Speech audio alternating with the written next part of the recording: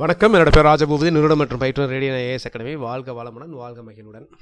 So நிறைய தேர்வர்கள் எதிர்பார்த்து கொண்டிருக்கிறது. சில பேர் பார்த்தீங்கன்னா குரூப் 4 அந்த அளவுக்கு பண்ணலை. குரூப் 4 வேலை கிடைக்குமா கிடைக்கலான்னு தெரியல. ரெண்டாவது low aim is a crime, சரிங்களா? அவங்க நிறைய பேர் எய்ம் பண்ணுறது டிகிரி குவாலிஃபிகேஷன் உள்ள குரூப் 2 மெயின்ஸ் எழுதுறதை பற்றி தான். ஸோ அதனால் அந்த group 2 group 2A prelims results எப்போ அப்படின்ட்டு தான் தேர்வர்கள் நிறைய பேர் எதிர்பார்த்துட்டு இருக்கிறாங்க. ஸோ இது பார்த்திங்கன்னா ஒரு மாதம் ஜூன், அப்புறம் ஜூலை, ஆகஸ்ட்டு, சரிங்களா? ஸோ இப்போதைக்கு ஆகஸ்ட் அப்படின்னு சொல்லியிருக்கிறாங்க. இன்றைக்கி வரைக்கும் அதை பற்றி ஒன்றும் அப்டேட் எதுவுமே இல்லை. ஸோ இது தேர்வர்கள் மத்தியில் பார்த்திங்கன்னா ஒரு குழப்பத்தை உண்டு பண்ணியுள்ளது. ரெண்டாவது பார்த்திங்கன்னா இதில் எழுதக்கூடியவங்க குரூப் 1 தேர்வும் எழுதுவாங்க. ஸோ அதனால் இப்போ குரூப் 1 உங்களுக்கு பார்த்திங்க அப்படின்னா அக்டோபர் மாதம் நடக்க போகுது. ஸோ அதனால் குரூப் 2-2A மெயின்ஸ் நடந்தால் கூட அக்டோபருக்கு முன்னாடி நடக்க வாய்ப்பே இல்லை. அக்டோபருக்கு அப்புறம் தான் நடக்கும், ரைட்? ஸோ எதனால் டிலே? ஸோ 2 விஷயத்துக்கு இது டிலே பண்ணாங்க. அந்த 2 விஷயத்துக்கு இது டிலே பண்ணாங்க. அது ரொம்ப நல்ல விஷயம். ஒன்று பார்த்திங்க அப்படின்னா வேக்கன்சி கூடுவதனால் இதெல்லாம் இருக்கலாம் அப்படிங்கிற ஒரு யூகம் தான். ஸோ வேக்கன்சி கொஞ்சம் கூடுவதாக இருப்பதால். ஸோ வேக்கன்சி அப்படிங்கிறது பார்த்திங்கன்னா நார்மலாக இருக்கக்கூடிய வேக்கன்சியோ அல்லது இப்போ இந்த பொதுத்துறை நிறுவனங்கள் அதை டைரெக்டாக பார்த்திங்க அப்படின்னா இப்போது டிஎன்பிசி மூலமாக எடுக்க போகிறாங்க. லைக் ஆவின், டிஎன்இபி அந்த போன்றதெல்லாம். ஸோ அதனால் சில வேக்கன்சி கூடுகிறதா, அல்லது ரெண்டாவது விஷயம் எல்லாரும் எஸ்பெஷலி குறிப்பாக ஆண் தேர்வர்கள் எதிர்பார்க்கக்கூடிய, நமக்கு தெரியும் இந்த விமன் ரிசர்வேஷன். இந்த ரிசர்வேஷன் ஒவ்வொரு ஸ்டேஜ்லேயும் இம்ப்ளிமெண்ட் பண்ணுறாங்க. இது வரைக்கும் பார்த்தீங்க அப்படின்னா விமன் ரிசர்வேஷன் அப்படிங்கிறது ஒரு வேர்ட்டிக்கலாக தான் ட்ரீட் பண்ணாங்க. ஸோ அதனால் இப்போ சப்போஸ் ஒரு 60,000 பேர் எடுத்தாங்க அப்படின்னா கிட்டத்தட்ட 40,000க்கு மேலே பெண்கள் தான் எடுப்பாங்க.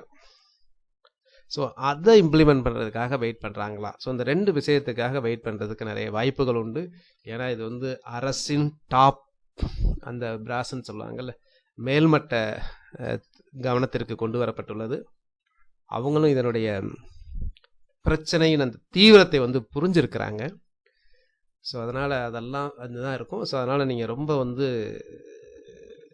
ஒரு என்ன சொல்ல போகிறது அப்படின்னா ஆக்க பொறுத்துட்டீங்க, ஆற பொறுக்கிறதுல ஒன்றும் தவறு இல்லை, சரிங்களா?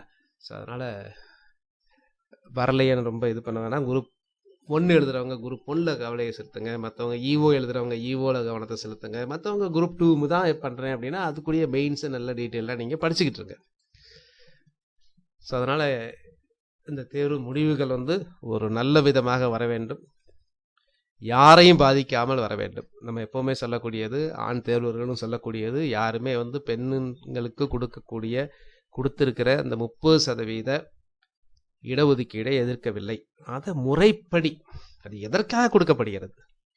பெண்களுக்கானது, பிஎஸ்டிஎம், மாற்றுத்திறனாளிகள், இதெல்லாம் கிடைமட்ட ஒதுக்கீடு அப்படிங்கிறது தான் உண்மை.